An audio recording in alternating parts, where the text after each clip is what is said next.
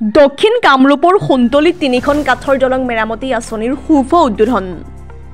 বিধায়িকা নন্দিতা দাসে মঙলবাৰে তিনিখন কাঠৰ দলং মেৰামতিৰ কামৰ শুভ উদ্বোধন কৰে। অসম চৰকাৰৰ SOPD পুঁজিৰ অধীনত END মথাউৰিৰ পৰা টাঙনমাৰীৰ বানত ক্ষতিগ্ৰস্ত পথৰ কাঠৰ দলঙৰ মেৰামতিৰ বাবে 63,19,000 টকা আবণ্টন পায়।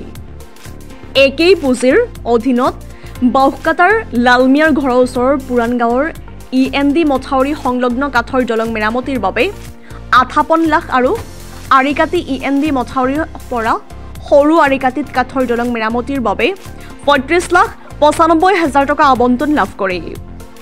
উদ্বোধনী অনুষ্ঠানত চমৰীয়া গড়কাপ্তানি বিভাগৰ SDO অভিযন্তা মীৰ হুছেইন, চমৰীয়া ব্লক কংগ্ৰেছৰ সভাপতি গুলজাৰ হুছেইন উপস্থিত থাকে।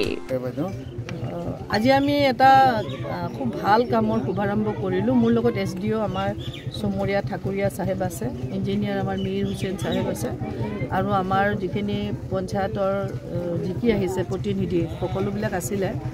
তো আপোনালোকে খুব ভাল পাব যে আমাৰ টাঙনমাৰীত যিটো পঞ্চায়ত অফিচ আছে, এই টাঙনমাৰীৰ পৰা চন্তলী সত্ৰ যি স্কুল আছে, LP স্কুল আছে, তাতে যোৱাৰ কাৰণে কোনো কমিউনিকেশ্যন নাছিলে। আৰু 2016 চনত যেতিয়া মই প্ৰথম বিধায়ক হৈ আহিলোঁ, তেতিয়া মই এই ৰাস্তাটোত কিছু কাম কৰিলোঁ মোৰ MLA ফাণ্ডেদি। আৰু পৰৱৰ্তী ঠিক কিছু দিন পাছতে এখন পঞ্চায়তৰ পৰা আমি 14 ফাইনেন্সৰ পৰা এখন ফুটব্ৰিজ আমি তাতে কৰি দিলোঁ। কিন্তু তথাপিও কমিউনিকেশ্যনৰ যিমান সুবিধা হ'ব লাগিছিলে হোৱা নাছিলে। এতিয়া সেইকাৰণে এইবাৰ আমি SOPD শিতানত, অসম চৰকাৰৰ যিটো SOPD শিতান, সেই শিতানত আমি মোটামুটি টকা 63 লাখ, সেই টকাৰে আমি এইখন SPT ব্ৰিজ এখন নিৰ্মাণ হৈ গ'ল। আৰু এতিয়া ভালেখিনি সুবিধা হ'ল, মানুহ সৰু সৰু গাড়ী যাব পাৰিব। ইয়াত ডাঙৰ গাড়ী নগ'লে ভাল হয়, কাৰণ ডাঙৰ গাড়ী গ'লে ইয়াতে যিটো প্ৰেছাৰ পৰিব, গ'লে দলংবিলাক বেছি লাষ্টিং নকৰে। সেইখিনি আপোনালোকেও লক্ষ্য কৰিব, ডিপাৰ্টমেণ্টো এইখিনি চাব লাগিব। আৰু কিছু কাম ইয়াত আছে, ইয়াতে যিখিনি মাটিৰ কাম ইয়াত হৈছে, সেই মাটিখিনি জেগাত ৰাখিবলৈ হ'লে যাতে ইয়াতে বোল্ডাৰৰ এখন বোল্ডাৰ পিচিং এটা প্ৰটেকশ্যন লাগিব। আৰু সেইটো কাম ডিপাৰ্টমেণ্টে পৰৱৰ্তী সময়ত কিছু টকা আহিলে কৰিব। এইবাৰ যিহেতু টকাটো কম আছিলে, এইটো ব্ৰিজখন বহুত দীঘল ব্ৰিজ, সেইকাৰণে হয়তো এইটো সম্ভৱ হৈ নুঠিল।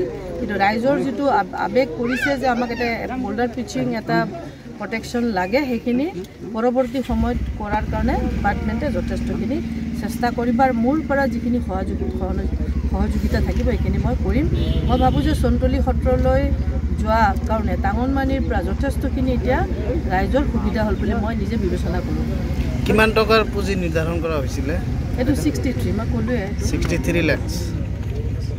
নগৰ বেৰাৰ পৰা জেহাদুল ইছলামৰ ৰিপৰ্ট, ডিজিটেল আছাম লাইভ।